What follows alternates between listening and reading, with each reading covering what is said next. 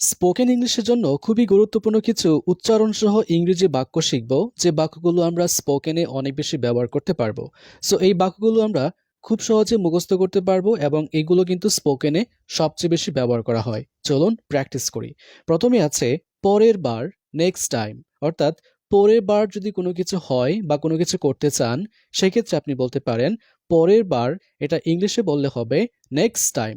এখানে বাংলা উচ্চারণ সহ দেওয়া আছে, নেক্সট টাইম, পরের বার। প্রথমত, ফার্স্ট অফ অল।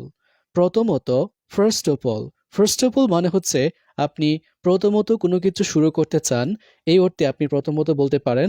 এটা একটা কানেক্টর হিসেবে প্রথমত, ফার্স্ট অফ অল। অল্প একটু, a little bit।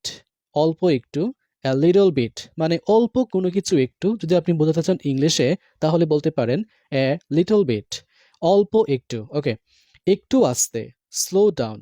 কোনো কিছু একটু আস্তে যদি হয় সেক্ষেত্রে বলতে পারেন স্লো ডাউন। অনেক বেশি, মাচ মোর। কোনো কিছু অনেক বেশি হয়ে গেছে সেক্ষেত্রে আপনি ইংলিশে বলতে পারেন মাচ মোর। অনেক বেশি।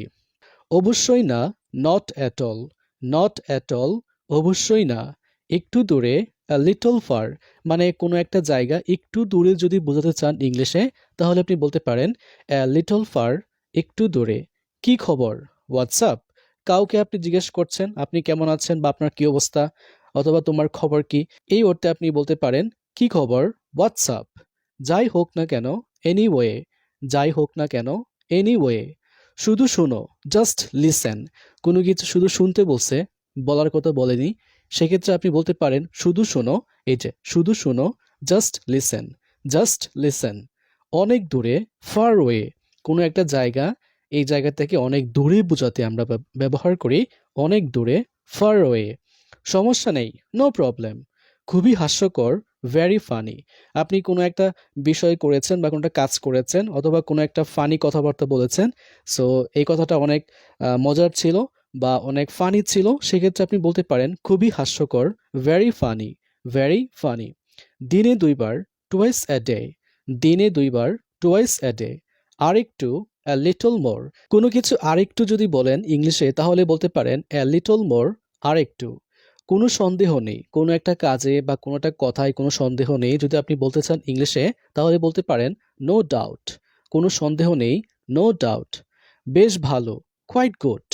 বেশ ভালো, কোয়াইট গুড। শুভ সন্ধ্যা, গুড ইভিনিং। শুভ সকাল, গুড মর্নিং। কাউকে আপনি সকালে ঘুম থেকে উঠছেন তাহলে আপনি তাকে কি বলতে পারেন, শুভ সকাল বলবেন। তো এটা ইংলিশে বলবেন গুড মর্নিং, শুভ সকাল। খুবই দুঃখিত, ব্যাডলি সরি। একেবারেই নিশ্চিত, ফর শিওর।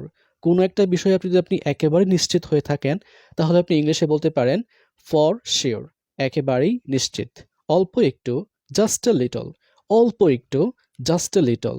এই নিন, কোনো কিছু আপনি কাউকে দিবেন এই অর্থে আপনি বলতে পারেন here you are. Here you are, এই নিন। মোটামুটি, more or less. More or less, মোটামুটি। এক নজরে, অ্যাট এ গ্ল্যান্স। কোনো কিছু এক নজরে দেখতে আপনার ব্যবহার করতে পারেন এক নজরে, অ্যাট এ গ্ল্যান্স। সো আমরা যে ছোট ছোট বিষয়গুলো শিখলাম এগুলো কিন্তু আমাদের স্পোকেনে অনেক বেশি কাজে লাগে। এগুলোকে আমরা বারবার প্র্যাকটিস করব স্পোকেনের জন্য। Thank you very much.